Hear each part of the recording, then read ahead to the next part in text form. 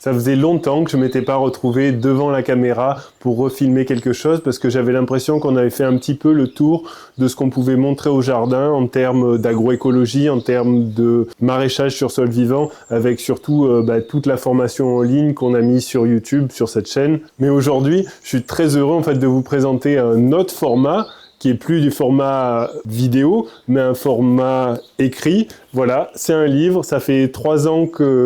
le prépare, et il sort vendredi 24 octobre en librairie. Ça peut paraître con, mais pour moi, c'est énorme parce qu'en fait, ce livre, c'est quelque part comme le résumé, la synthèse des 15 années d'expérience, de pratique et de synthèse de pratique en fait qu'on a développé sur la ferme. C'est à la fois un ouvrage très pratique en termes de guide de maraîchage sur sol vivant où effectivement j'avais vu par vos commentaires sur la chaîne des fois comment on fait ça, mais dans quel ordre on fait ça. Et là,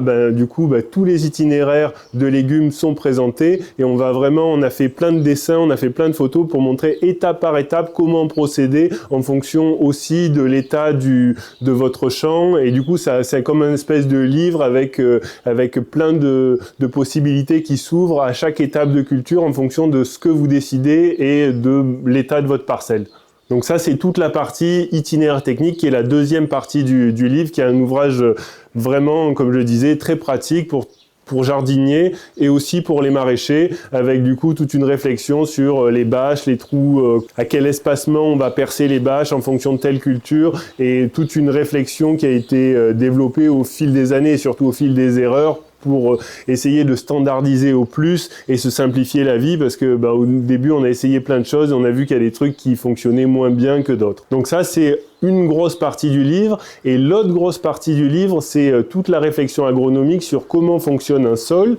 Donc ça, c'est intéressant en soi, mais c'est aussi intéressant pour toute personne qui, pour des raisons de culture générale ou pour des raisons d'engagement écologique ou de volonté de comprendre comment fonctionne le monde, de le préserver, il est important de comprendre l'impact des pratiques agricoles pour pouvoir se positionner de manière juste en termes de dire quelle agriculture on veut. Le focus médiatique est souvent sur l'utilisation de produits chimiques, mais les pratiques de travail du sol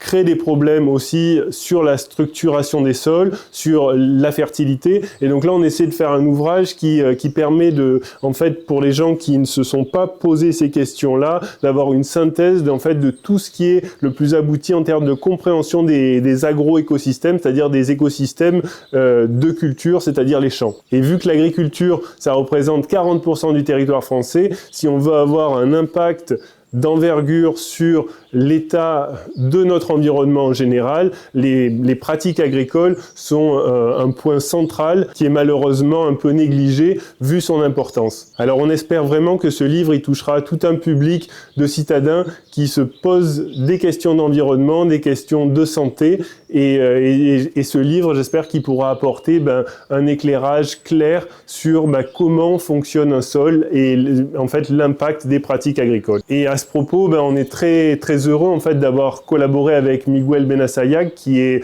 philosophe, qui travaille en épistémologie et principalement sur les questions de qu'est-ce que le vivant, qui a fait une préface avec nous et qui, dans la complexité de notre époque, nous pose la question de comment agir à notre échelle. J'espère que ce livre vous plaira, j'espère que vous aurez plaisir à le partager comme un manifeste pour une agroécologie. Nous, on a pris beaucoup de temps de réécriture pour essayer de faire un ouvrage qui nous satisfasse, et on est heureux d'y être d'une certaine manière arrivé. Alors le livre La ferme de Cagnols paraîtra vendredi 24 octobre en librairie. Vous pouvez déjà le commander sur internet, et je l'ai écrit avec Alexia Detry qui est derrière la caméra.